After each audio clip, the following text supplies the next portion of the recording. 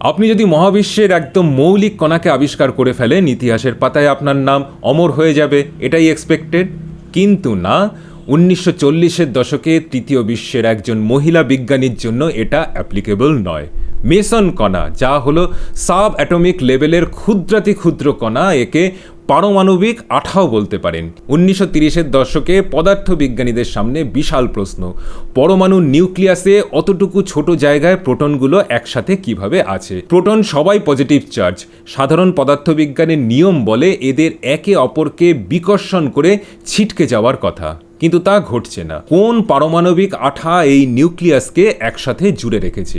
ঠিক তখনই 1935 সালে হিদেকি ইউকুয়াওয়া বললেন যে হয়তো নিউক্লিয়াসের ভেতরে একটা রহস্যময় কণা আছে যা প্রোটন আর নিউট্রনের মধ্যে পিং পং বলের মতো ছুটে এদের একসাথে রাখছে। দারুণ থিওরি, হিদেকি নোবেল প্রাইজ পেলেন, কিন্তু ফিজিসিস্ট ফ্র্যাটার্নিটি বলল প্রমাণ কোথায়? তখন বিশ্বযুদ্ধের সময় বাংলার এক তরুণী বিভা চৌধুরী তার মেন্টর DM বোসের সাথে দার্জিলিংয়ের পাহাড়ে রিসার্চে ব্যস্ত।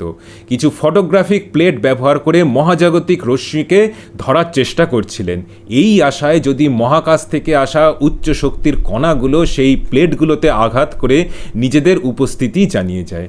তারা এমন একটা কণার উপস্থিতি শনাক্ত করল যা হিডেকির অনুমান করা সেই রহস্যময় কণার সাথে হুবহু মিলে যায়। তার এই গবেষণার ফলাফল বিশ্বের সবচেয়ে প্রেস্টিজিয়াস জার্নাল নেচারে প্রকাশ হলো। এরপর তার স্ট্যান্ডিং ওভেশন পাওয়া উচিত? না, অত সহজ নয়। সময়টা ছিল 1940-এর দশক।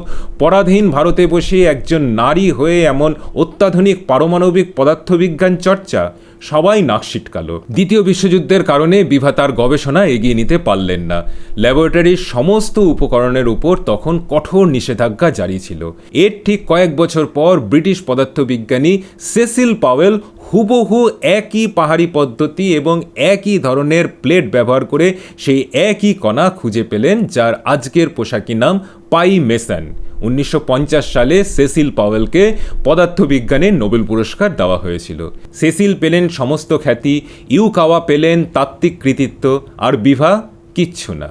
2019 সালে ইন্টারন্যাশনাল অ্যাস্ট্রোনমিক্যাল ইউনিয়ন 340 আলোকবর্ষ দূরে একটা নতুন আবিষ্কৃত নক্ষত্রের নাম দেন বিভা, যার আক্ষরিক অর্থ হলো দীপ্তি।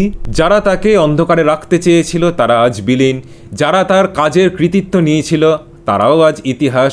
কিন্তু বিভা চৌধুরী, যিনি নিজের যৌবনে দার্জিলিংয়ের পাহাড় থেকে আকাশের দিকে তাকিয়ে মহাজাগতিক রশ্মিকে ধরার চেষ্টা করতেন, আজ তিনি নিজেই একটা চিরস্থায়ী উজ্জ্বল নক্ষত্র হয়ে পৃথিবীর মাথার উপর জ্বলজ্বল করছেন।